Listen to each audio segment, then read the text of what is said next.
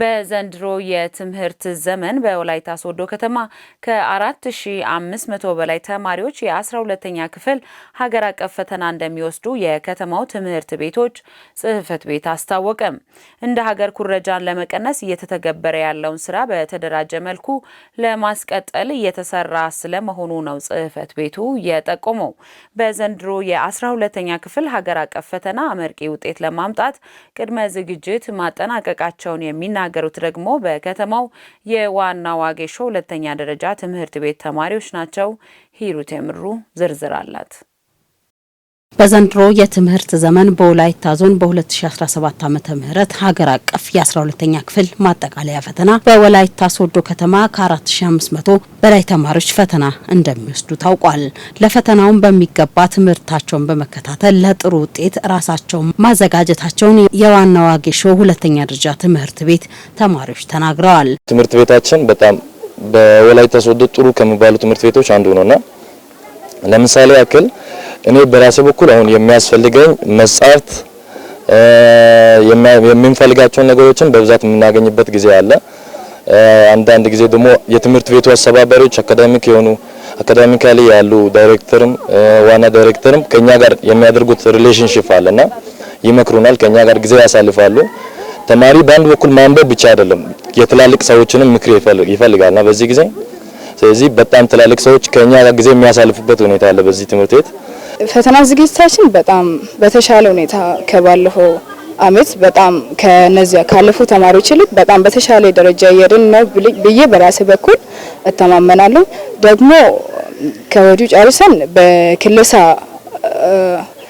ነንና በክለሳ ያደረግን ነው አብዛኞቹን እና ጥያቄ እየሞከርን ደግሞ ራሳችን ከወዲሁ ያዘጋጅን ፈተናዎችን እየተፈተንን ስንት አገኛለሁ ከዚህ ቢሰራስ ስንት ነው ማግኘው ምን ያህል ኮንፊደንስ አለኝ በየትኛው ኮንፊደንስ ነው የምሰራው እያልን ራሳችንን እየፈተንን እየሰራን ነውና በጣም ደስ ብሎኛል።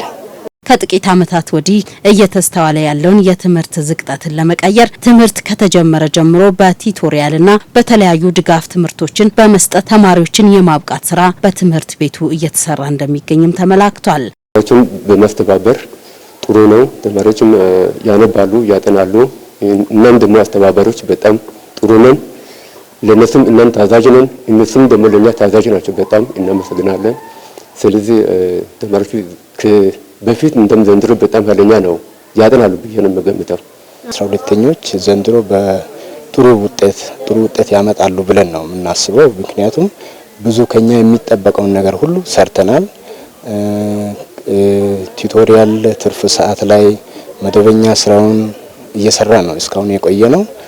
ክላሱ ኦልሬዲ ወደ ሚያልቅ አካባቢ ደርሶ ጨርሰናል። ጥሩ ውጤት ያስመዘግባሉ ብለን ነው የምናስበው። በዚህ አመት 12ኛ ክፍል ሂሳብ ነው ማስተምረው። 12ኛ ክፍል ሂሳብ መጽሐፉም በጣም ሰፊ ነው። ዝግጅቱም በጣም ሰፊ በመሆኑ አንፃር በጣም ጊዜ ሰጥተን መጽሐፉም ወደ ሚያዝያ አካባቢ ጨርሰን 11ኛም መጽሐፍ አንዳንድ ቦታዎችን ነካ አድርገን አስተምረናል። ተማሪዎች ደግሞ በዛ ተጨማሪ በቱቶሪያል ክፍለ ጊዜም ተማሪዎች በጣም ውጤቱን እንዲያመጡ ብለን የሚኒስትሪ የማትሪክ ውጤቶችን ሁሉ ሺቶችን ሰርተናል። ትምህርት ቤቱ መምህራን እንዲሁም ተማሪዎች በመከታተል ክፍተት በታየባቸው ቦታዎች እርምት በመውሰድ ለተሻለ ውጤት እየተሰራ እንደሚገኝ የሚገልጹት የዋና ዋጌሾ ሁለተኛ ደረጃ ትምህርት ቤት ርዕሰ መምህር አቶ አዲሱ ያሱ በቀጣይ መንግስት በትምህርት ቤቱ የሚስተዋሉትን የኮምፒውተርና የቤተ ሙከራ ድጋፍ ቢያደርግ የተሻለ ውጤት ለማምጣት አጋዥ ናቸው ይላሉ። በአጠቃላይ ከ9 እስከ 12ኛ ክፍል ላይ ከ1000 በላይ ተማሪዎች ነው እዚህ ያሉት። ለነዚህ ተማሪዎች በአንደኛ ሴሜስተር በቂ ዝግጅት አድርገን ፈተና ተፈትነዋል፣ ተምረዋል። አሁን ደግሞ ወደዚህ ስንመጣ ሁለተኛ ሴሜስተር ላይ በአንደኛ ሴሜስተር ላይ የቀረቡ ነገሮችን እንደገና ገምግመን ከልሰን በሁለተኛ ሴሜስተር ላይ በሁሉ ዘርፍ ትምህርቱን ስራ አጠናክረን ቀጥል እየሰራ ነው የምንገኘው። ከዚህ አንፃር እንግዲህ ዘንድሮ በትምህርት ቤታችን ላይ ብዙ ስራ ሰርተናል። ዘንድሮ የ12ኛ ክፍል ተማሪዎች ኦንላይን ናቸው መፈተኑት።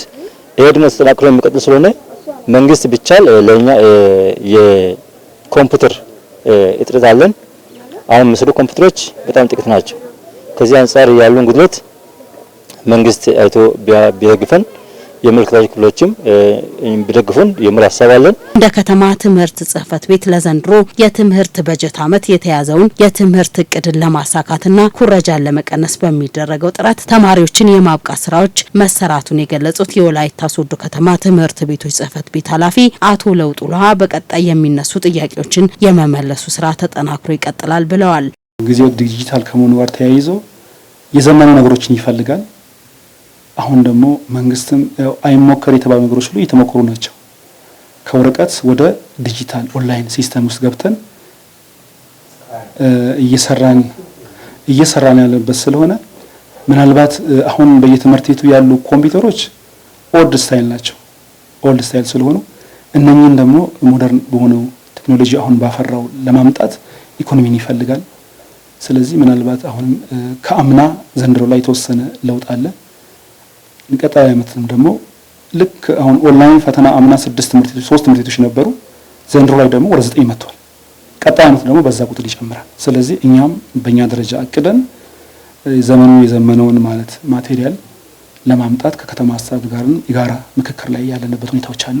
ተፈታኝ ተማሪዎች የተማሩትን ትምህርት በተገቢው ወደ ስራ ለመቀየር ተረጋግተው መስራት እንዲችሉ ከመምህራንና ቤተሰብን ጨምሮ ሁሉም የሚመለከተው አካል በስነ ልቦና እንዲጠነክሩ ማበረታታት እንደሚገባም ተጠቁሟል።